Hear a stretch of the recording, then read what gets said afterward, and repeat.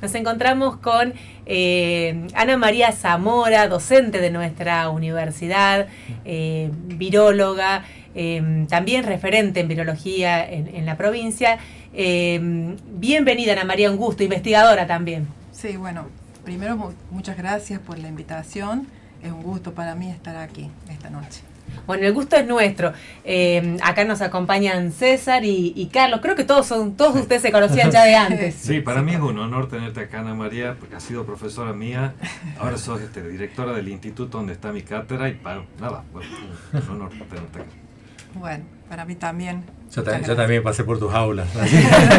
Sí, bueno, ya con la edad sí, ya son varios, son los que han sido. Nosotros la entrevistamos varias veces a Ana María porque tiene trabajos súper interesantes.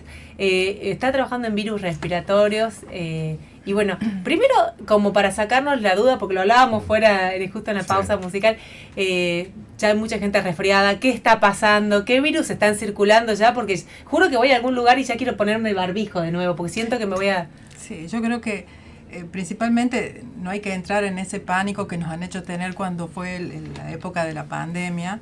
Los virus respiratorios están todo el año en distintas magnitudes, pero siempre se encuentran todo el año. Hay un virus en particular que por ahí no se nombra mucho, que es el rinovirus. Ese es un virus que está todo el año y que generalmente a veces está asociado hasta el resfrío común, pero ya de hace varios años que hay mucha bibliografía y nosotros mismos lo estamos viendo, de que puede provocar también infecciones respiratorias agudas bajas, ¿no es cierto?, que pueden provocar bronquiolitis o exacerbar alguna otra patología como el asma. O sea, no es que lo va a provocar, pero puede exacerbar el EPOC, las crisis asmáticas, etcétera. Entonces, es un virus que se ha hecho muy importante y que creo que ha sido el único en la época de la pandemia que seguía circulando cuando todos los otros se habían perdido por el mismo distanciamiento. Claro. Pero era el que, digamos, en menor proporción, pero ha seguido circulando además del COVID. Ese está circulando mucho ahora. Sí, circula todo el año. Sí. Tiene una cosa, no tiene, digamos, una clara estacionalidad. ¿La gripe? Y la gripe es un virus que generalmente es estacional, pero nosotros tenemos dos tipos de gripe, la A y la B, que son las que se vigilan todo el año. Nosotros hace muchos años que estamos vigilando, no digo todos los virus respiratorios, pero aquellos que son quizás los más frecuentes, los que provocan patologías. Y ahora ha resonado mucho la supergripe, etcétera, pero... La de Europa. Claro, pero digamos, es un virus que nosotros lo tenemos todos los años, pero que se lo vigila justamente porque puede mutar. Hay subtipos de influenza A que se llaman H3 y H1, y H3 ha acumulado mutaciones en mayor cantidad quizás, entonces lo que hace es evadir la respuesta inmune. Es como que se disfraza un poquito de otra manera y el sistema inmune nuestro, que tenemos contacto todos los años con estos virus, no lo puede reconocer totalmente y por eso quizás provoque más casos.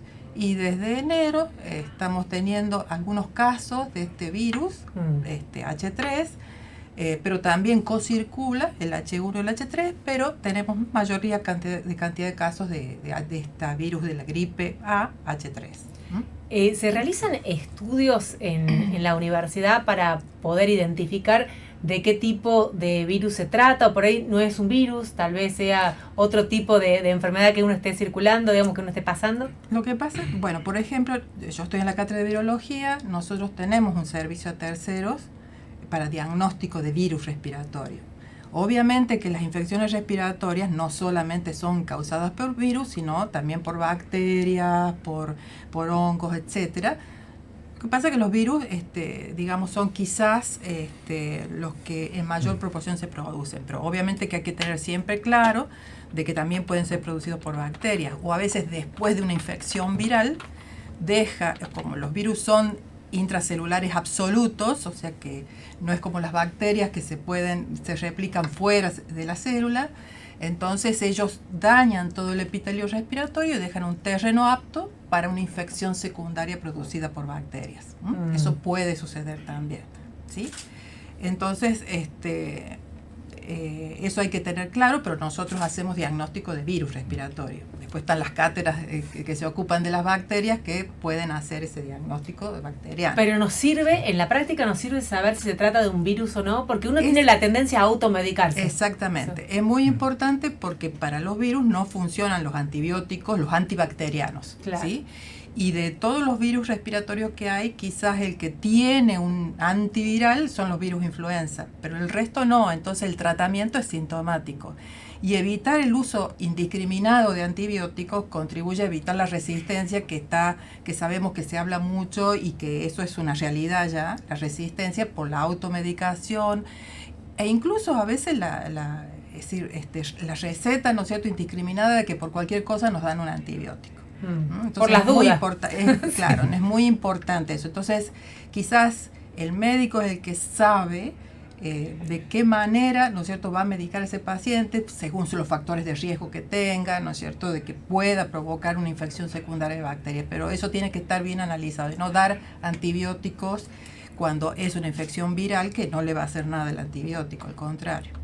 Ahora digo, nos pasa que a veces pedimos, como decimos, los antibióticos sin conocer, sin saber, pedimos por las dudas, ¿no? Pero ¿por qué los médicos no nos suelen pedir esos testeos, digamos, hacernos el hisopado? Entonces ahí ya no nos enteramos que estamos cursando. Claro, bueno, en primer lugar, o sea, hay una cosa que es fundamental, que para pedir un estudio tiene que haber síntomas respiratorios y no caer en eso de testear a cualquiera. A veces el médico también ya sabe que está circulando, a veces no es necesario a veces hacerle a todo el mundo, depende, a veces generalmente nosotros recibimos muestras de internados, por ejemplo. Claro.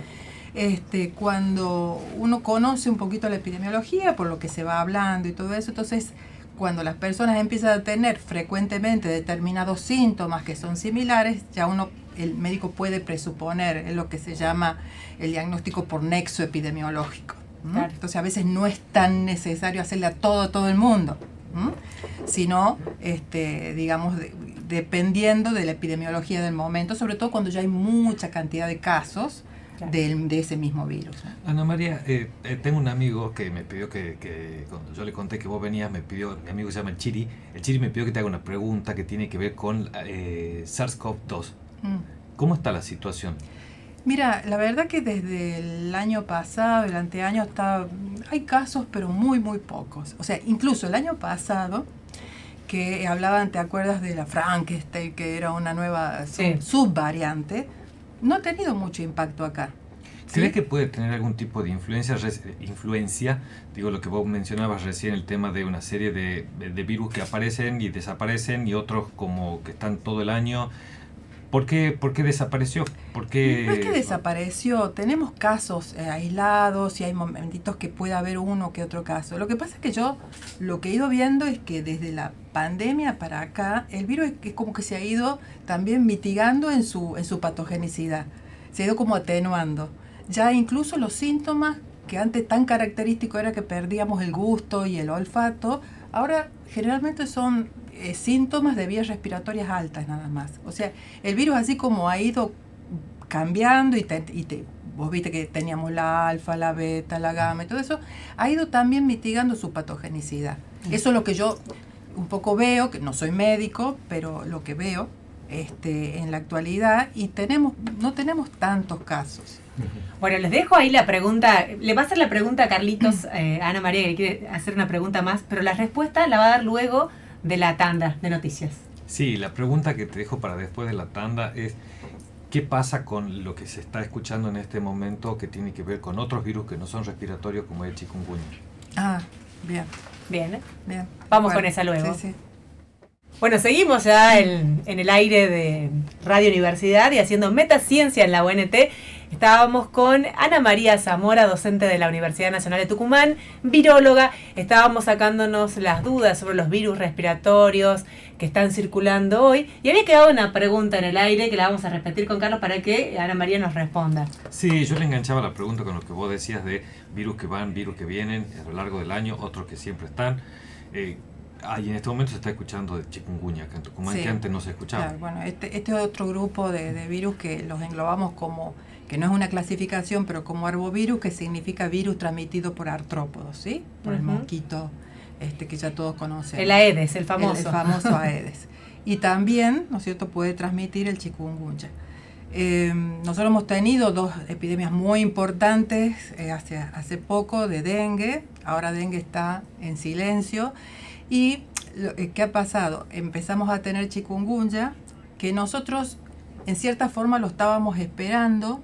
¿Por qué? Porque los países limítrofes ya se podía, por eso es importante la vigilancia, porque ya se sabía de que había muchos casos en Bolivia, en Brasil, en los países limítrofes.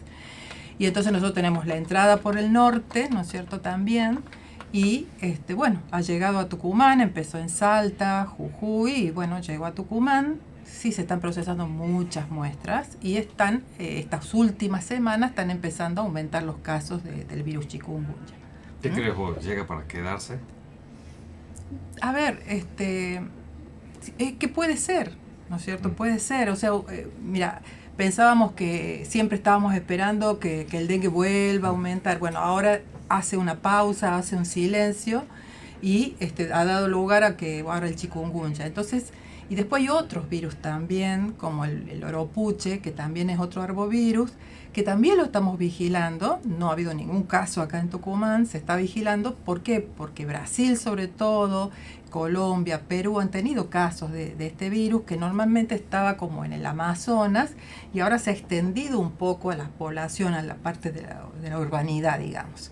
Entonces, son cosas que nosotros lo mismo las venimos vigilando. Bueno, era negativo y ahora empezó a aparecer. Con esto de los países limítrofes, el laboratorio de referencia nacional empezó a decir, vamos a cambiar la estrategia de vigilancia. Además de dengue, vamos a hacer sistemáticamente chikungunya. Entonces es así como uno empieza a detectar los primeros casos, porque los síntomas son muy parecidos. Entonces no podíamos buscar solamente dengue. ¿Y se hace PCR para detectar también? Se hace PCR para detectar, sí, el ácido nucleico, porque no es como el dengue, que además de hacer PCR podemos hacer el antígeno, solamente PCR en determinado momento, que es el momento de la viremia. Estos virus son sistémicos y hacen viremia, entonces por eso lo buscamos en el suero del paciente, en sangre. Bien. Nos decía, recién César quería saber un poco, lo preguntaba fuera del aire, el tema de, y creo que lo respondemos casi al principio, ¿no? ¿Por qué es importante tener un diagnóstico y saber qué tipo de virus es el que está circulando? Bueno, creo que la primera respuesta es esto, ¿no? Para no automedicarnos en principio. Como... Eso por un lado, y él me preguntaba desde el punto de vista de la salud pública, porque eso le permite también a las autoridades organizar todos los servicios de salud. Claro. Aumentando las medicaciones necesarias, las cámaras. Bueno, pensemos en COVID, ¿no? Que fue un desmadre en su momento, sí. La logística para los testeos y para atender gente. Claro, sobre todo en los CAPS, ¿no es cierto? Y en los hospitales también, cuando la gente se tiene que internar. Claro, bueno, y ahí los datos que daba la provincia eran fundamentales. Hay otro virus que estudia el grupo de Ana María, que tiene que ver con el HPV, que siempre se lo vincula mucho a las mujeres, ¿no? Pero que puede estar en los dos. Y yo quería saber, el HPV y la fertilidad o infertilidad masculina, ¿se está buscando algún tipo de nexo en esto? Sí. Digamos, hay algunos estudios en el mundo y por eso nos interesó, porque digamos, todo lo que tiene que ver HPV con cáncer cervicuterino ya está todo muy protocolizado, ¿no es cierto? Incluso acá en la provincia se sabe bien cuáles son las metodologías para buscarlo, qué tipo de muestras son las mejores. Entonces, nosotros nos interesó un poco esta parte, que quizás incluso en Tucumán no se sabe mucho de esto. Hay algunos grupos en el país que lo están haciendo, como principalmente el grupo muy fuerte en Córdoba. Y bueno, nosotros decíamos, bueno, en Tucumán no se sabe mucho de incluso la prevalencia del HPV en el hombre. Nosotros hemos buscado un grupo más particular que es, si es que, porque todavía incluso en los estudios que hay en el mundo, algunos lo asocian que puede tener alguna implicancia en la infertilidad masculina, otros dicen que no tiene ninguna implicancia, entonces hay mucho por ver todavía, claro. ¿Sí? Pero nosotros también lo que nos interesa es ver la prevalencia, ¿no es cierto? Sobre todo en este grupo de parejas que están buscando, digamos, tener hijos, donde todavía no se sabe si es el varón o es la mujer, el infértil, ¿no es cierto? Están buscando que recurren a este tipo de servicios, ¿no es cierto?, de fertilidad asistida. Y en eso se está haciendo el Entonces estudio. nosotros estamos haciendo en el semen para ver si altera la calidad, ¿no es cierto? Aparte de otras propiedades que nosotros estamos trabajando con un grupo, ¿no es cierto? El grupo que está haciendo estos servicios, ¿sí? Con doctores que hacen este tipo de servicios, ver si de alguna manera este virus puede afectar la calidad del semen. Entonces, digamos, estamos recién dando nuestros primeros pasos porque hubo que poner a punto una técnica de PCR en tiempo real, para poder hacer primero una búsqueda genérica de HPV. Y estaban trabajando con un hospital importante de acá de la provincia de Tucumán. Claro. Para las Entonces, muestras. digamos, primero queríamos ver, ¿no es cierto?, HPV así en general. Y después, poco a poco, ir buscando, se dividen en HPV de alto riesgo y de bajo riesgo oncológico, a eso se refiere. Entonces ir buscando algunos, porque son muchísimos los genotipos que hay, pero buscar quizás aquellos genotipos de alto riesgo más frecuentes. Entonces son distintos pasitos que vamos dando. Como a veces por ahí escuchaba recién, los problemas económicos son importantes, claro, entonces por ahí nos ayudamos con nuestro servicio tercero también, porque no son muy altos los presupuestos que tenemos, pero bueno, poco a poco lo que nos ha ayudado mucho es el haber adquirido hace 2 años el termociclador para PCR en tiempo real. Es un equipamiento nuevísimo. Sí, que existe hace mucho tiempo, pero para nosotros es muy útil, y sobre todo en virología, que se utiliza mucho para hacer diagnóstico. Los virus son muy particulares, entonces no es tan fácil hacer el diagnóstico, y entonces las pruebas moleculares, ¿sí?, son muy importantes. ¿Ese termociclador está instalado dónde? Está en la facultad, lo que pasa es que lo tenemos en la planta baja porque tenía que tener una instalación adecuada, eléctrica sobre todo, y entonces lo tenemos en un pequeño laboratorio donde está el termociclador. Entonces procesamos las muestras arriba en la cátedra y luego llevamos al termociclador a que haga el proceso final. Bueno, nosotros ya despidiendo a Ana María para hacer ya nuestra parte del bloque de modo asombroso y contar algunas curiosidades que se vienen en un ratito nada más. Queremos despedirte, Ana María, agradecerte y también preguntarte qué te pareció este primer programa de Metaciencia en la UNT, hablar de ciencia en Radio Universidad. La verdad que me encantó, me sentí cómoda, que eso es venía importante. con un poco de nervios porque no estoy acostumbrada, pero la verdad que me he sentido muy cómoda y me gustó mucho y deseo que tengan muchos éxitos. Muchísimas gracias, Ana María. Es muy bien que se difunda lo que uno hace, que a algunos nos cuesta bastante, a otros no tanto, pero bueno, es importante que se difunda.